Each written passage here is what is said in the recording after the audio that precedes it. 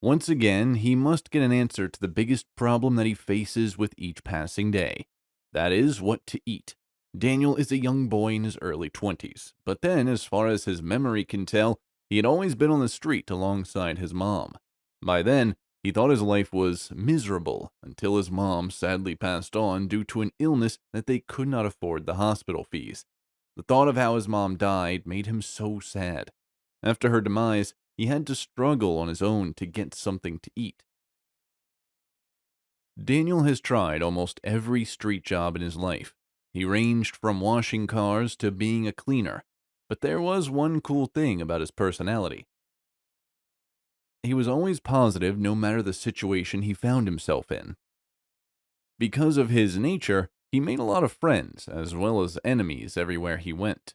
There was one time that he had to sleep on an empty stomach just because he ended up winning a client from someone who did not take it lightly with him.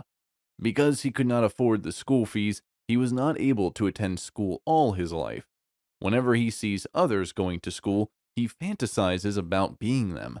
But then he can only blame it on his unfortunate destiny. Maybe he should do good in his present life and end up with some good karma in his next.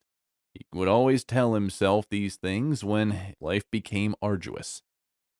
Today seems to be one of those unlucky days, because since morning he hasn't yet won a job, and deep down he knows he must get one before it's too late. All his clients that he checked on today sadly have no work for him to do, but the message was communicating to him says a lot. As he sat by the road thinking about his life, he heard someone calling up to him. He was supposed to get his car washed. He was on his feet in a split second, heading toward the client. He knows he must win the job, or he might not survive. However, when he got to the client's location, he realized he was not the only one who heard him calling. 3 other boys had also arrived at the same time. He must get the job, but how does he get it without using violence? That was the law of the street, the survival of the fittest. Daniel, however, always tries to avoid using violence as much as possible. But then, if he wants to eat, he must make an exception today. As he stood there wondering what to do, a heavy blow that landed on his cheek brought him back to his senses. The impact made him realize there was no need to deliberate on what to do again. He quickly returned the blow to the sender and the fight continued. Just then, a police siren was heard.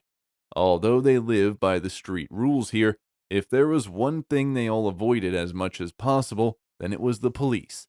Just as he was about to flee alongside the other boys, unluckily for him, he sprained his ankle, making it impossible to escape. The next thing that happened was just as expected. The police punched him so hard, leaving him with a swollen face and a blared vision.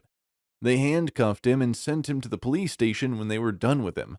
Unfortunately for him, he had to sleep on an empty stomach because the prisoners had already had their last meal for the day before they arrived. After all, he committed a minor offense. He was released the next day. He was so weak that he could barely walk. He knew he must get something to eat, but where did he find one? As he was walking in a daze, he could scarcely notice where he was heading. The next thing he realized was a car holder needed a brake on him, and everything went black. 3 days later, he finally opened his eyes. The fact that he wasn't dead was a miracle. He turned to check his environment and realized he was at the hospital. A man was lying on a bed opposite him in the hospital. Who he was and how were they both in the same room? He was about to get up but realized a drip was fixed on him, restricting his movements.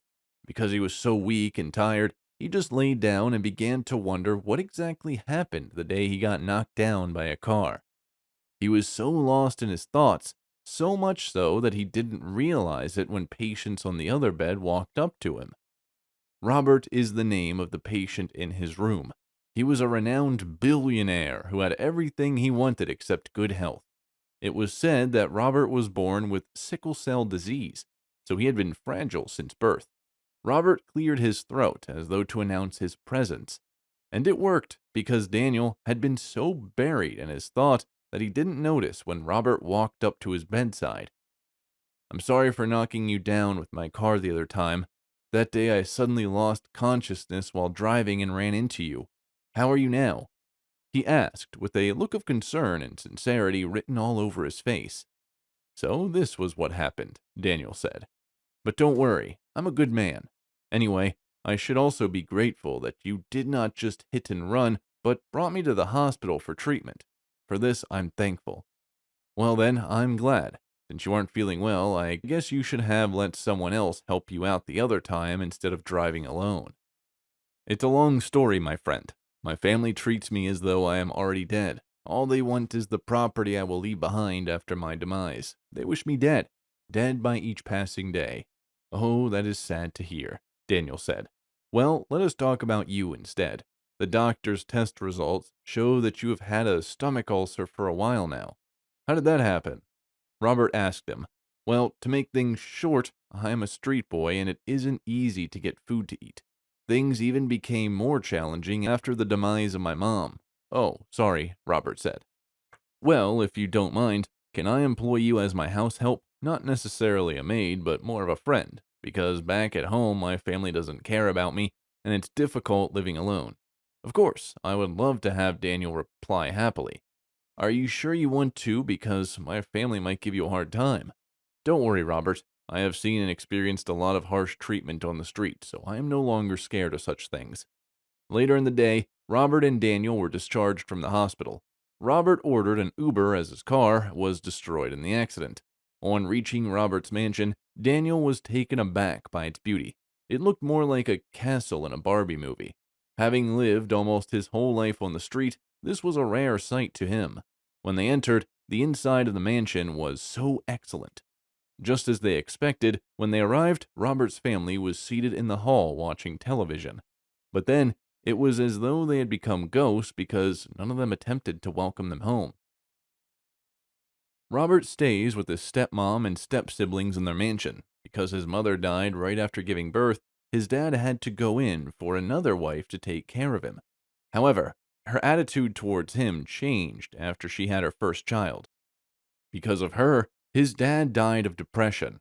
As though that was not enough, she also wants to have all their family properties. Because of her arrogant behavior, Robert's dad transferred all his properties to him, leaving her and her stubborn kids nothing. Since then, she decided to make life unbearable for Robert to hasten his pace to die and leaving behind all the properties. Robert showed Daniel to his room after he was done showing him around. Because they both had the same physique, Robert selected some of his clothes. After showering, Daniel lay on his bed and got lost in his thoughts. In his whole life, this was the first time he would sleep in such a nice room, and he was very grateful for that. However, he knew deep down that he must do something to help Robert, his savior, out before it was too late.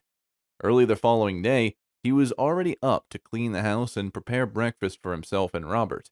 When Robert woke up, they went to the dining room table to eat breakfast. However, upon arrival, Daniel realized that Robert's stepmom and her kids were already there and about to eat the food he had prepared. "Hey, hold on, Daniel," said as anger began to boil down in him. "I never designed the food for you and your kid, madam. You are a woman. I guess you should be able to get to the kitchen and prepare something for you and your kids," Daniel said. "Who do you think you are? And who gave you the right to talk here? You are a maid he might have picked up from the trenches. No wonder you are so unmannered and uncultured. Who can be so inhuman as you, madam? If you were human, I guess you won't be eating up your sick son's food instead of doing one yourself." "Enough," she shouted, leaving the table. "Robert, initially, I wanted to let you die in peace, but it seems you don't appreciate good things. So I don't think you should blame me for this for what I might do next," Robert's stepmom said to herself. A few days later after the incident, it was as though his stepmom had learned her lesson, because she never troubled the two of them again. When they both thought it would be all over, the unexpected happened. Someone poured water right in front of Robert's door, causing him to slip and fall off the rails from the top of the ground floor. Hearing Robert cry for help, Daniel quickly rushed out of his room only to realize what had happened. He promptly called the ambulance and Robert was rushed to the hospital. After about an hour since he was sent to the emergency room, the doctor was finally out of the room. "Doctor, please, how is my brother?" Daniel asked. "Young man, I am sorry," the doctor said, shaking his head. "His illness, compiled with the fall, has made it impossible for us to save him. However, he has at least 30 minutes before he passes on, so you can go inside and talk with him for the last time, because even surviving the fall is a miracle." Daniel quickly rushed to his friend's bedside without waiting forever for another second to pass. "Robert, I'm sorry. I'm sorry.